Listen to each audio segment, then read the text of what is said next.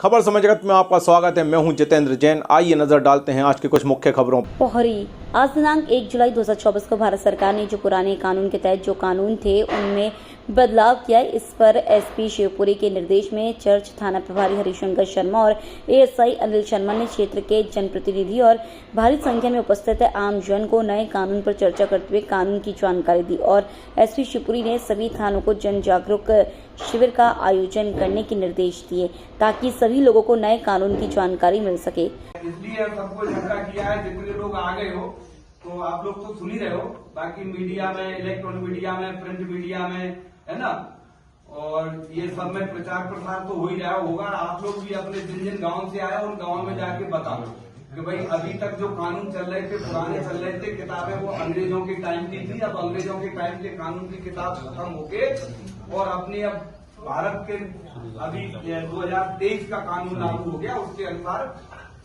Change हो गई है धाराएं।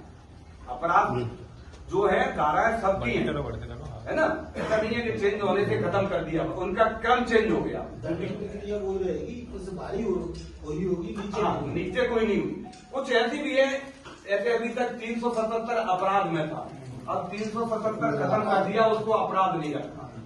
अब 377 की कोई एफआईआर नहीं होगी, है ना। ये सब लोगों को दिमाग में रहना चाहिए। और चूंकि विदेशों में, अन्य जगहों में बहुत पहले से नहीं था वो, तो इसलिए अपने यहाँ भी सरकार ने उसका निर्णय लिया है कि जब अन्य देशों में नहीं है तो अपने यहाँ भी क्यों ना।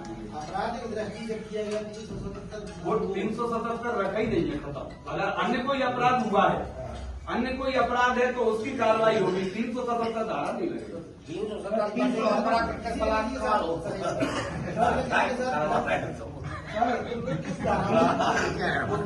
खत्म ही कर दी भाई, अपराध नहीं हुआ। अब आप उसमें क्या कर सकते हैं?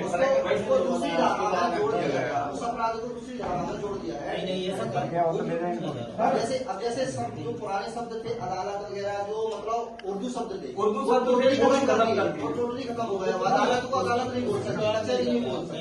ऐसी है जिनमें कुछ सजाएं बढ़ाई गई है और कुछ में अर्थदंड बहुत ज्यादा बढ़ाई गई।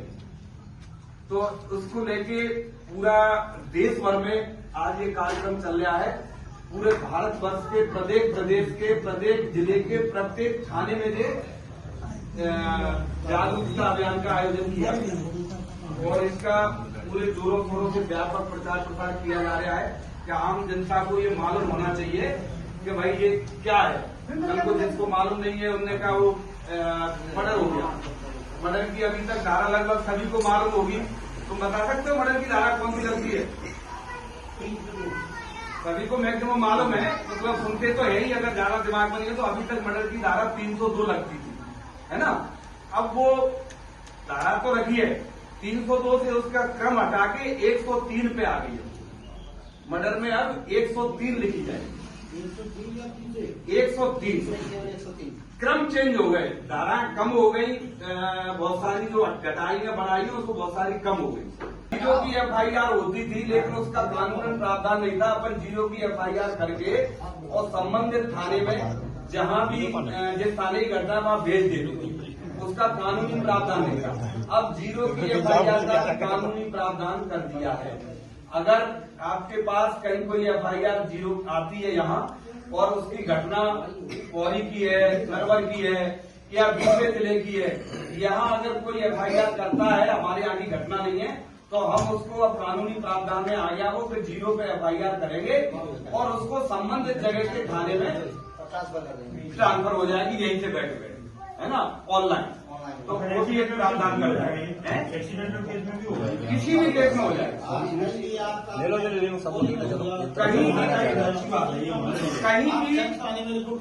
कहीं भी किसी भी केस में अब जीरो की एफआईआर हो जाएगी और जीरो की एफआईआर हम अपने यहाँ करेंगे या कहीं भी जाओगे किसी थाने में वहां होगी और उसके बाद वो संबंधित थाने में ट्रांसफर।